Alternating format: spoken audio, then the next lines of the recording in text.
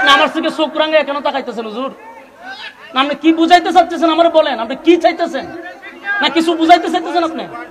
হ্যাঁ, উনি চোখ রাঙায় বুঝা যায় আমার কি, উনি কি করে নেবেন? আপনি কি শুরু করছেন আমার সাথে? আমার জায়গাতে আপনি থাকলে আপনি মেজাজটা এর চেয়ে বেশি দেখাইতেন। উনি খুব ঝাড়ি মারি মারতেছে। আপনি জাতি ভাইয়া দাড়ি মুখে লাগাই তো আমার দুঃখে দুঃখিত হওয়ার দরকার ছিল। আপনাদের কারণে তো আজকে স্বৈরাচার থেকে এখনো মুক্তি হইতে পারি না। আগে যেমন পুস্টারে স্বৈরাচারদের আগে বক্তব্য দেওয়ার পরে আলেমদেরকে লজ্জিত বেজ্জতি করেন আপনারা বসাইয়া। নামাজ নাই, রোজা নাই, মুত্তাফা নিল না, তাদের বক্তব্য আমাদের শুনতে হয়। আবার তাদেরই সাপোর্ট গাইতেছেন আপনি। স্বৈরাচার থেকে মুক্তি হয়েছেন কেমনে? আমাদের গুলামি যতদিন আমরা বাদ না দিব, আমরা ইজ্জতের জায়গায় বসতে পারবো না। আমাদের ইজ্জত আমরা নিজেরা মাটির সাথে ধুলিসাৎ করতেছি। আমার জাতি ভাই উনি আমার থেকে চোখ রাঙায় বলতেছেন ওয়াজ করেন, কথা বলেন কেন?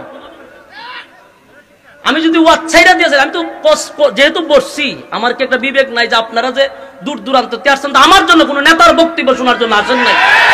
এটা আমার বিশ্বাস এবং একই। আমি উঠতে গেলে বসানি কেন আপনার নেতা? দেখি 10 জন মানুষ তাকে চ্যালেঞ্জ করলাম। আমি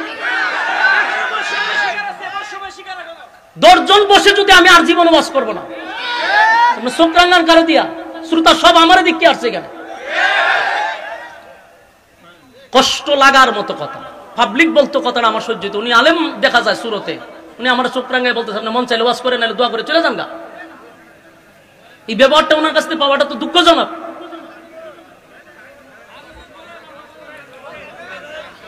আমি ওয়াজ করব এই জন্যই বসছি না। আমি যদি আমার মনের ভাবটা প্রকাশ না করে আপনি বুঝবেন কেন যে আমি এখন আসছি মনে করবেন? আমি তো আমার জায়গাতে ক্লিয়ার হওয়া দরকার যে আমি 3.5 ঘন্টা বসা।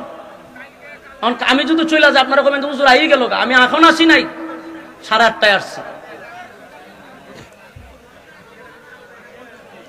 দুরূদ শরীফ পড়েন, আল্লাহুম্মা সাল্লি আলা মুহাম্মাদিন ওয়া আলা আলি মুহাম্মাদ কামা সাল্লাইতা আলা ইব্রাহিম ওয়া আলা আলি ইব্রাহিম ইন্নাকা হামিদুম মাজিদ। আলহামদুলিল্লাহ। বসেন, কথা না বলি।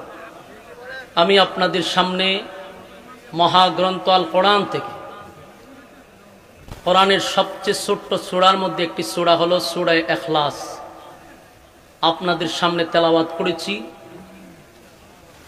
আপনাদের মনোযোগের উপরে আমি সূরা থেকে কিছু কথা বলতে চাই। রব্বে কারীম যেন বলার তৌফিক দান করে, আমিন। আমি সূরা ইখলাস তেলাওয়াত করছি। এই সূরাটি নাজিল হয় মক্কা নগরীতে।